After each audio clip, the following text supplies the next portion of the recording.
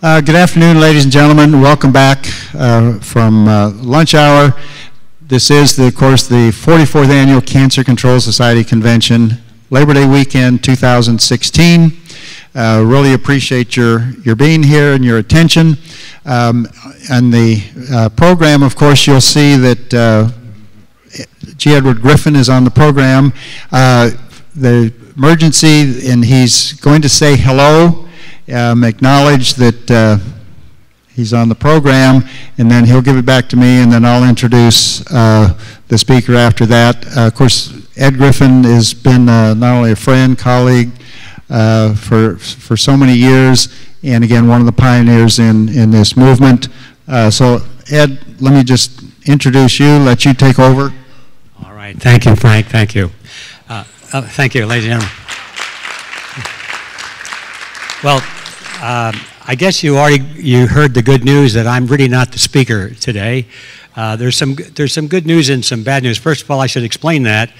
Even though I'm standing here and I may look fairly normal, I'm suffering from a world-class case of shingles. And any of you folks that have had that or heard about it, it's no fun. So I didn't think I'd be here at all today. In fact, I told Lorraine a couple of weeks ago, I said, you better get somebody up to take my space because I'm not going to be able to come. And if I came, I wouldn't be able to give a speech. So she wisely did that. But here I am, and I have to tell you, the reason I'm here is your next speaker. And because he'll be talking, I presume, about why that is so, but he introduced me to a therapy that has actually helped me to the point where I can come here and stumble along. So we have some good news and some bad news. The good news is that I am not going to be delivering a boring 30-minute presentation.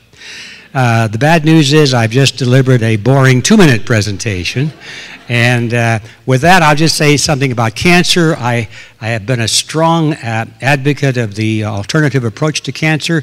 Ever since I was introduced to the topic way back in 1973, I was first introduced to it, and I finished my book, World Without Cancer, in 1974. And if anybody here wants to know what I think about that, well, then the book is available, and we got some videos, so I say go check it out. But the message that I have to deliver is that cancer is not to be feared. Cancer is, everybody has cancer as I see it. Cancer is merely a breakdown in the normal healing process. And if you heal, you have that process working. It's when you have certain things wrong, you're not getting the right nutrition, or you're subject to certain toxic environments that your body is unable to heal correctly, then you go into what I would call an overhealing mode, and that's what we call cancer. So you don't have to dread cancer. What you have to dread is what happens to your body when it loses its ability to heal. So that's my message, and if you want to know more about that, you can find it in my book. So that's it. That's the end of my 3-minute boring presentation. Thank you. Ed, thank you so much. And I know personally, his World Without Cancer was my primer into the world of alternative cancer therapies, and specifically the vitamin theory of cancer, vitamin deficiency. And so we certainly owe a real debt of gratitude to Ed Griffin and his wife, Patricia Griffin, who's registered nurse. And we do have their books available, I believe, at the Cancer Book House. Now I'm going to introduce Dr. Brad Weeks, and I believe I've known Brad for probably 20 years, both as he gives presentations all over the United States, all over the world. Please read all the information about him in the biographies and contact information as well. He does have a booth in the other room, and there's been some talks today on stem cells.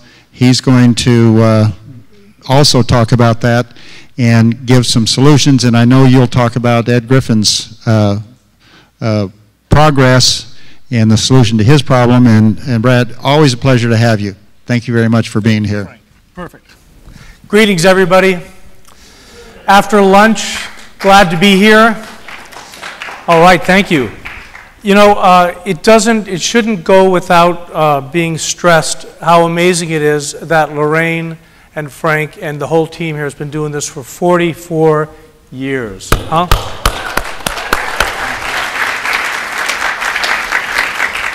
When they got started, if you had cancer, it wasn't sure whether you'd hear about options.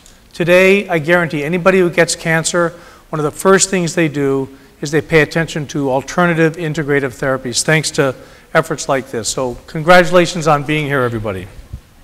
Now, I'm going to try to keep this short, and I'm going to talk about cancer stem cells, which is what I always talk about. So, I mean, my kids get tired hearing about this. So I'm going to be brief because I've given you at about the 10th slide all the references, all the YouTubes, all the videos, all the prior lectures. Because my target, I mean, I told Lorraine what I wanted to talk about, and she said, well, can't you talk about cancer stem cells? So I'm going to do cancer stem cells, but then I got a big surprise for you. First of all, Max Witcher is a guru in cancer research. There's not an alternative bone in his body. University of Michigan Comprehensive Cancer Center, and he says chemotherapy and radiation make your cancer worse. Why? If you can get people to ask the wrong question, says Thomas Pynchon, the answer doesn't matter. The wrong question, folks, is how to kill cancer tumor cells. The right question is how to kill cancer stem cells. Cancer tumor cells are like the innocent bystanders at a rally. The cancer stem cells are the ringleaders, the agitators, cancer progenitor cells. Chemotherapy and radiation make cancer worse because they stimulate the ringleaders, they stimulate the cancer stem cells to be more numerous and more virulent. That's why cancer comes back, because chemo and radiation just kills the cancer tumor cell, the relatively harmless cell. And it makes the cancer stem cell, the lethal cell, more numerous and more virulent. Even if it's IPT, which I practiced for many years, that's still chemotherapy. It still only kills the cancer tumor cells. It still makes the cancer stem cells more numerous and more virulent. Now, 2014, December, this article hit Nature magazine. This is an earthquake in oncology. They said, basically, in Nature magazine, which is the premier scientific journal, that when you do chemotherapy, what you do is you selectively enrich the cancer stem cells. You make the cancer stem cells, it's like kicking a hornet's nest. Chemotherapy does that. And so they said, when you do that, you recruit quiescent or standing by stem cells, and they become cancer stem cells. Cancer stem cells are made from stem cells, which I describe as kind of uncommitted undergraduates, right? They don't know what they're going to major in. A stem cell can become a heart tissue, it can become a gastric tissue, it can become anything. But if you injure the tumor, it becomes injured tissue, it recruits stem cells to become cancer stem cells. This is going to go over your head. I see some quizzical glances, but this is all described in some of the things I'm sharing. This article goes on to say that when you give chemotherapy, it does do apoptosis to the cancer tumor cells, but it promotes the cancer stem cells.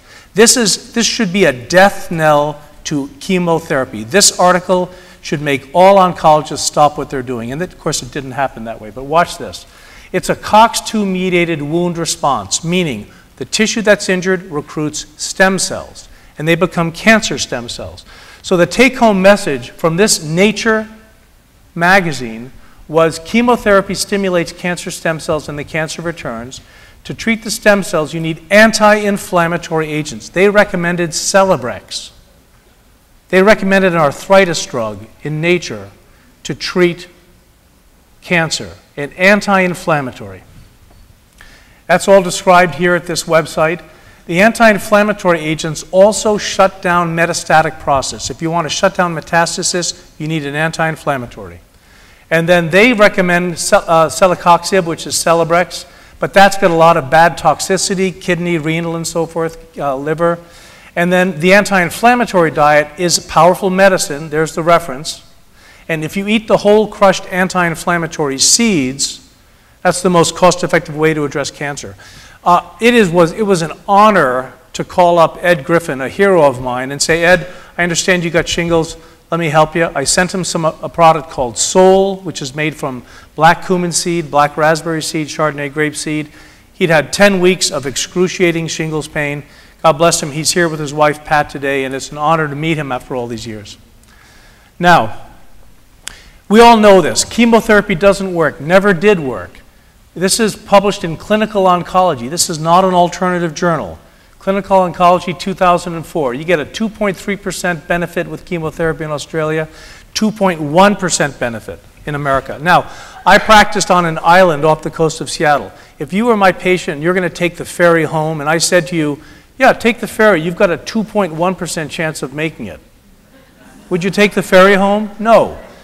It's amazing that oncologists have been selling chemotherapy. Now, I mentioned that the cancer secretes an SOS, a call for help. That's an inflammatory cytokine message, interleukin 6. So if you want to make sure the cancer doesn't recruit cancer stem cells, you need an anti-inflammatory agent to block the inflammatory cytokine. Okay? That's why aspirin has been shown to be very beneficial in cancer. And that's why the Nature article pulled up Celebrex and said use Celebrex. So I'm going to tell you that people who are dealing with cancer and accept the standard of care in oncology, and they have survived not because of the chemo and radiation. They have survived despite the chemo and radiation. Those are fighting words. But it's not just me, it's the top researchers in oncology today are saying this. So I tell people, don't fear cancer, fear your oncologist. Now, the oncologists, to a person, are well-intended, good people. Please understand this. It takes a lot of courage to go into oncology. These are good people, but they have terrible tools at their disposal, and they're constrained to offer only the standard of care. And that's the problem. They're good people. They just have been given terrible instruments, and they are not allowed to vary. But they're seldom right, and they're never in doubt. And like the surgeon who says, you know, Mrs. Jones, the surgery was a success, but your husband died, the oncologist will literally think that he or she has done a good job if they've killed the cancer, whether you're ravaged or not.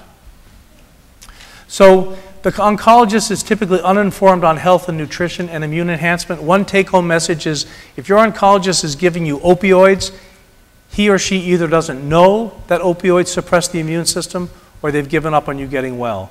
Tell them to give you methadone instead. Pain relief without immune-suppressing opioids.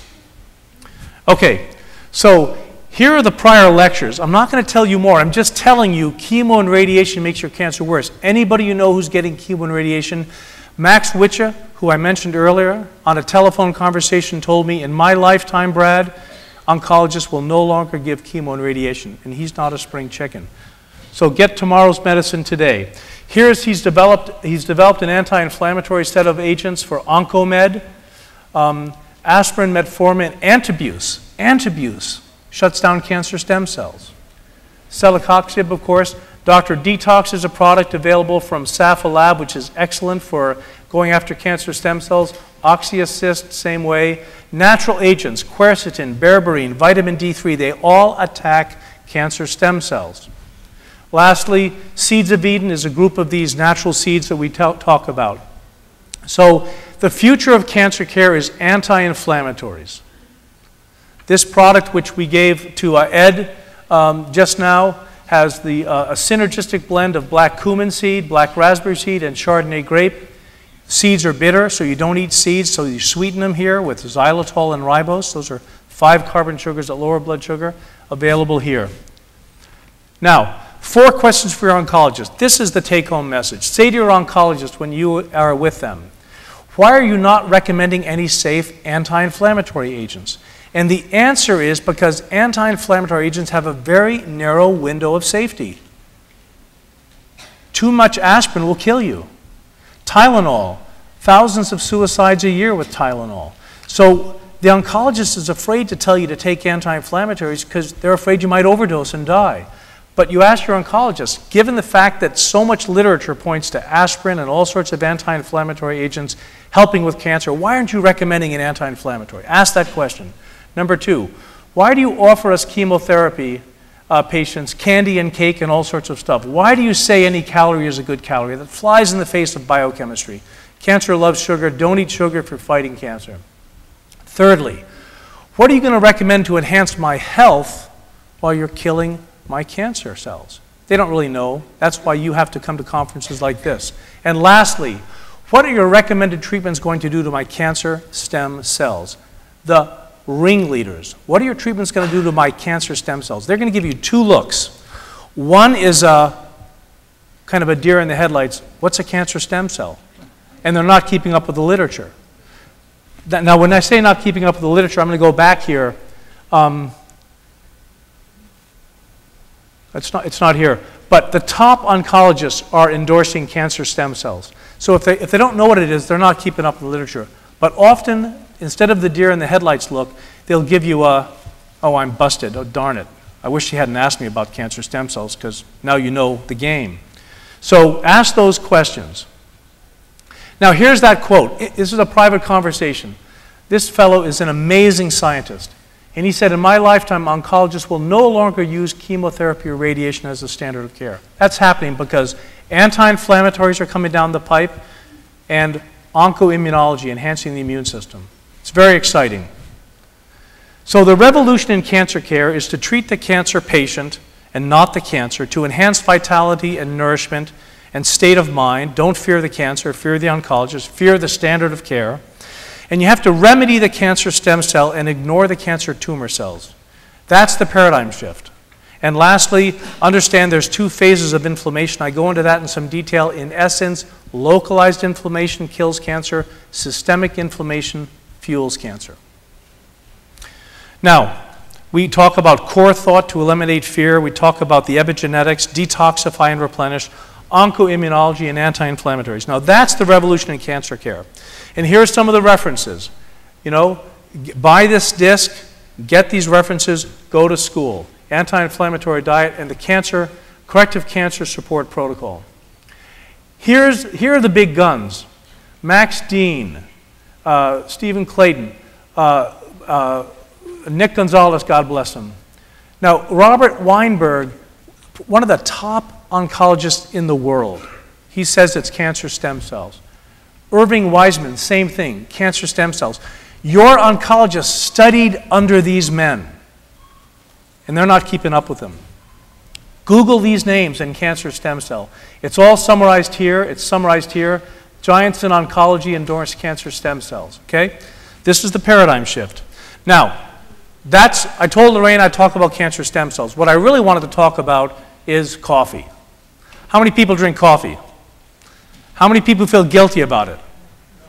All right, this is for you, young lady. No more guilt. Now, this is Lorraine. I really enjoy coffee, but I only drink organic, very smart, and I add a bit of cream to mellow it because I don't like bitter coffee. So, this is the caduceus coming out of a cup of coffee that I asked my daughter Sarah a couple days ago to do, and I love that she did this in no time at all. It's a beautiful logo. Coffee is medicinal. It's a functional food unless you add junk to it. Cream, sugar, Italian soda, aspartame. I mean, don't do that. Don't do that. And then it improves cognition, mood, and energy. It reduces all disease risks except for one. And it really isn't a disease, but they say if you're pregnant, which doctors call a disease, it'll increase your risk of having a bad pregnancy. Coffee is the only thing they found that it's not helpful with is pregnancy. It's the most pesticided and herbicided food that we eat in America, so you got to do organic. Now here's the fun. Is coffee good for you? There's a lot of evidence. Google it. 91 meta-analysis said yes, it lowers morbidity and mortality for all illnesses. Breast, colon, colorectal, endometrial, prostate cancers, liver cancer, decreased risk if you drink coffee. Okay, Parkinson's, diabetes, heart failure. The research is clear. Coffee helps with these until you start adding junk, cream and sugar and aspartame. Now, so the findings of that study were that coffee should be part of a healthful diet. I'm going a little fast because I'm honoring the time here. Now, coffee and the heart. 5 million person follow up and so forth. They found that these data indicate higher consumption of total caffeine, coffee and caffeinated coffee, decaffeinated, was associated with lower risk. So I want to kick this dead horse for a bit because coffee has recently come out of the bad boy box and now the NIH endorses it. It's healthy. Coffee and stroke. Heavier daily coffee consumption is associated with decreased stroke prevalence. Okay, diabetes, substantially lower risk of diabetes. Coffee helps with diabetes until you add the cream and the sugar, until you add the Italian soda. Parkinson's, associated with reduced risk of Parkinson in men but not women. That's probably an estrogenic effect. MS, high consumption of coffee is associated with decreased multiple sclerosis risk. Caffeine, one component of coffee, has neuroprotective properties. Okay, I'm making the point. But in 71, they said cancer was caused by coffee. 81, they said we're not quite so sure. It's a little confusing. 94, they said no association between cancer and coffee, no significant association with coffee and pancreas or bladder cancer.